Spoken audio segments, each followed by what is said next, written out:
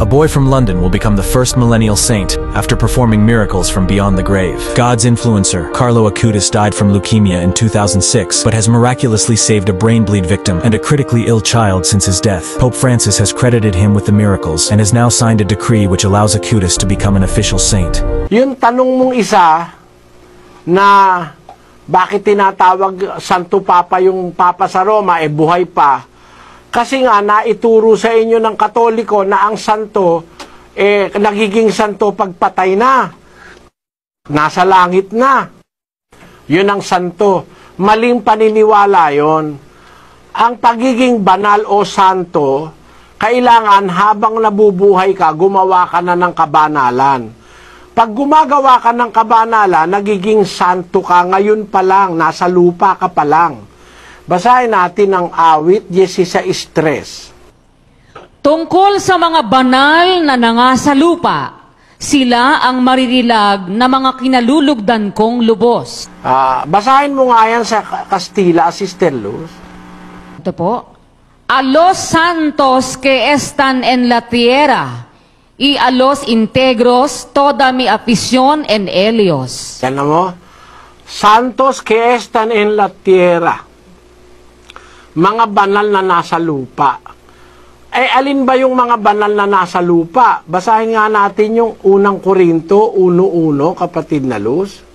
Si Pablo na tinawag na maging apostol ni Jesucristo sa pamamagitan ng kalooban ng Diyos, at si Sostenes na ating kapatid sa iglesia ng Diyos na nasa Korinto, sa makatwid bagay sa mga pinapaging banal kay Kristo Jesus, na tinawag na mga banal.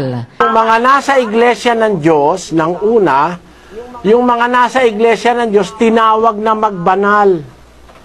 Kaya yung mga nasa iglesia, tinatawag na mga banal. Santos. Basahin natin sa Kastila ang 1:2 ng unang Korinto. A la iglesia de Dios que está en Corinto, santificados en Cristo Jesús, llamados a ser santos. Llamados a ser santos. Tinawag na mga banal.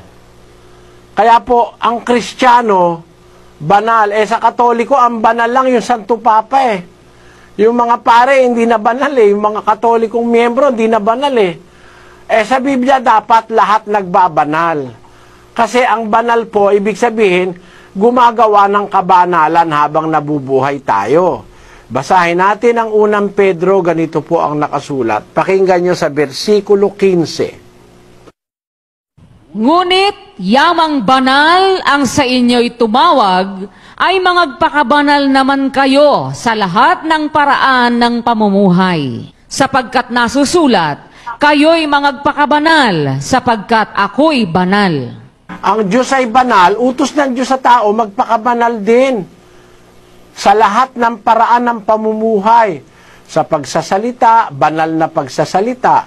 Sa pakikisama, banal na pakikisama. Sa pag-ibig, banal na pag-ibig.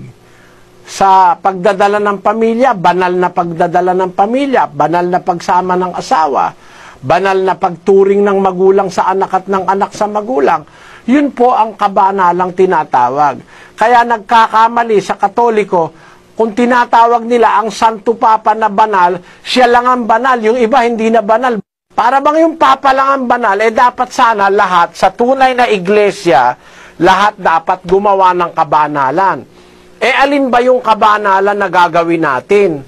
Basahin natin ang 7:12, kapatid na Luz, sa Aklat ng Roma. Kaya nga, ang kautusan ay banal, at ang utos ay banal, at matuwid at mabuti. Ang kautusan ng Diyos, yun ang ikababanal natin. Sapagkat ang kautusan ay banal, ang utos ay banal, matuwid at mabuti. Sabi ng kasulatan. Kaya po, masasabi ko kapatid, sa Iglesia Katolika, hindi tinuturuan ng miyembro ng kabanalan kasi hindi naman itinuturo yung aral ng Diyos Hindi naman binabasa yung Biblia, babasa ng 2 talata, isasara na. Tapos magdadadaldal na yung pari sa pulpito, hindi naman ipinapaliwanag yung salita ng Diyos. Yung salita ng Diyos, yun po ang nakakapagpabanal. 17:17 ng Juan. Pakabanalin mo sila sa katotohanan. Ang salita mo'y katotohanan. Kita nyo, ang nakakapagpabanal sa tao, yung salita ng Diyos. Yung nasa Biblia, ang ginagawa ng pare, di naman binabasa sa Biblia. Mas maraming kwento kaysa sa pagbabasa ng Biblia. At mas madalas ang kwento at mga arte, mga paluhod-luhod, mga pawisik-wisik, pero magbasa ng Biblia, para ang tao'y mabanal at matuto ng kabanalan, hindi naman nila pinagbabasa ang Biblia. Yun po ang sagot ko, kapatid.